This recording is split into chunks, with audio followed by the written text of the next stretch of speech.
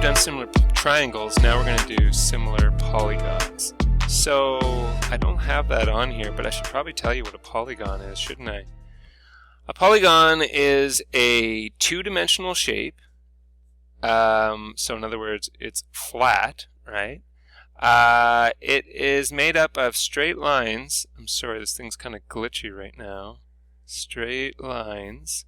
And it's closed.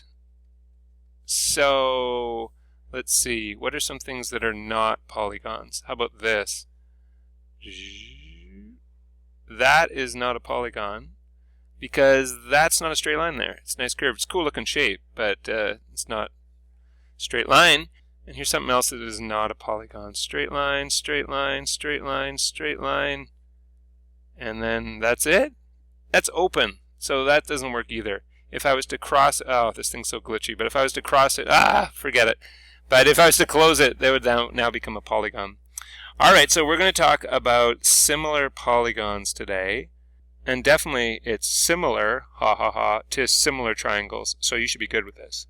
Remember, similar triangles, all the corresponding angles were equal. It's exactly the same in similar polygons. All the corresponding angles are equal. And all the corresponding sides were not equal necessarily. If they were equal, we call that congruent, remember? And you can have congruent polygons as well. But if they're not the same size, like these two shapes aren't the same size, so they're not congruent, but they are similar because all the corresponding sides are proportional. So this first example here is not a question, it's just showing you what similar polygons could look like. All corresponding angles are equal. Is that true? 45, 45, the same. 90, 90, the same. 120, 120, the same. 105, 105, the same. So yeah, these all the angles are equal, the corresponding angles. Let's look at the sides to make sure they're proportional.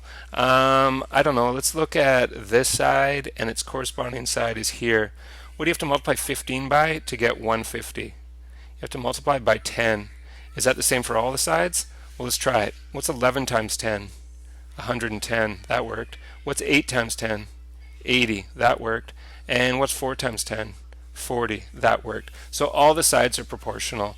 The other way you could think of this is if you took any corresponding pair, like the 150 and the 15, and if you divided them, you get 10, right? And that would be the same wherever you did that. 40 divided by 4, right? There's the 4, equals 10. 80 divided by 8, 10.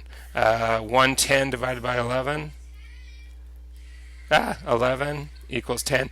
And actually this 10, we haven't talked about it yet. It's an important number. We'll talk about it next lesson, I think. It's called the scale factor. Okay, but don't worry about it today. We'll talk about it next day. All right, two examples. These are similar polygons, similar quadrilaterals, because there's 4 sides to them. And we have to figure out how much is the x side, the y side over here, and how much is the z angle. Well, the first thing you have to realize is which angles match up each other, which ones are corresponding. So this sharp point here, the N, which one does that correspond to over here? Well, the sharpest corner looks like this S there. The one opposite from the N is Q, so opposite from this one is U. You don't have to do it the way I'm doing, whatever way works for you so that you can figure it out. Okay, I guess the P corresponds to the T, and the M corresponds to the R. Alright, so now we can do the angle very easily. Z corresponds to 115, so guess how much Z is? Z is 115 degrees. Corresponding angles are exactly the same. Okay, now what we need are two sides, corresponding sides, that we know both of them. So for example, we know the 15 between blue and red, but we don't know between blue and red here. We know 25 here between purple and red, but we don't know between purple and red here. But here, this looks good, between black and purple, between black and purple. That's our pair. So let's write that down. 18 over 30. Right? Those are corresponding sides, 18 over 30. And let's get the x first. So we did the small one first. We'll do the small one here first. So we have x over, what's that correspond with? Purple, red, 25. So there you go. We can get x now by cross multiplying just like before. 18 times 25 divided by 30. And if you do that, you'll find that x is equal to 15. So that's how much x is. Okay, let's do the same thing again, but let's get y this time. So I use the same proportion, the 18 and 30. This time we're trying to get the y, which corresponds to the 15 here, right? Careful, don't put the y on top. We did 18 first. We got to put 15 on the top of this one. So 15 over y, and now you're ready to cross multiply. Y equals 30 times 15 divided by the 18. Y equals 25. So you get nice round numbers for both of those ones. Okay, one more example. I don't know if it's really any more difficult.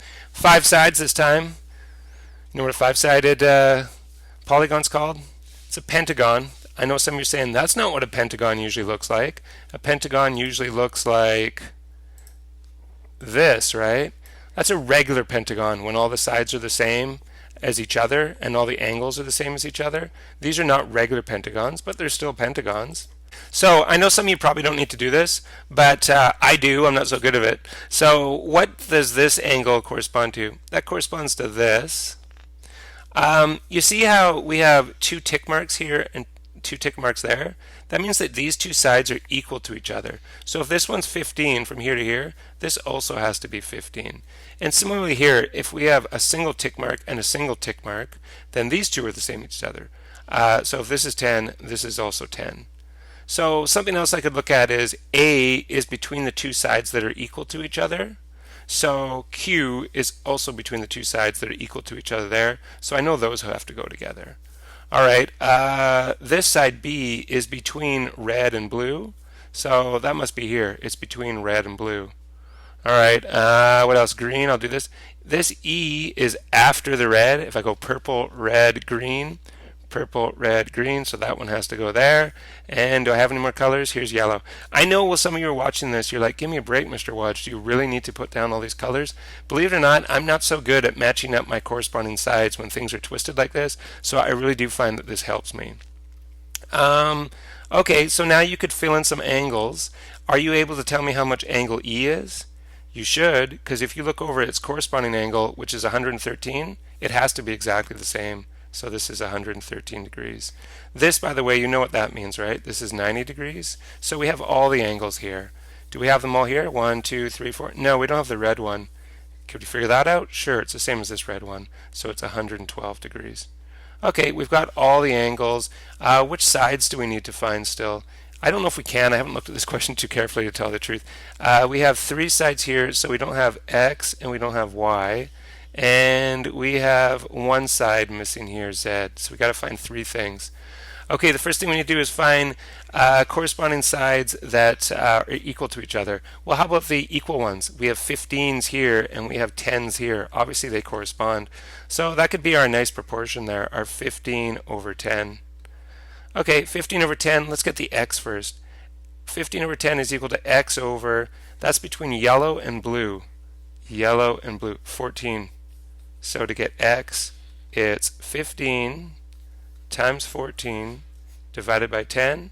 And if you divide that, you will get 21 for that one. Okay, whoops. I can use the same proportion every time. 15 over 10. Let's get Y this time. Okay, Y is between the right angle and, or how about this, the blue and the purple, since I did my colors. Blue and purple right here, 8. So Y corresponds to 8. Cross multiply, 15 times 8 divided by 10. So Y is equal to 12. So that's that one. And finally, to get Z, 15 over 10, we can use the same one. We're trying to get Z. Be careful, that Z should be on the bottom, right? This is the second triangle here, or sorry, second pentagon, first pentagon. So what corresponds to the Z? Green, yellow, green, yellow, green, yellow. Right here, the 9. So we put 9 there, cross multiply, 10 times 9 divided by the 15. And if you do that, you'll find that Z equals 6. So there's your 3 answers for that one. Okay, that's it. I know I have all this space at the bottom of the page, but I think I've done enough. So hopefully you agree and you understand, and you know what to do if you don't understand. You contact me, right? All right, everyone. See you later. Bye.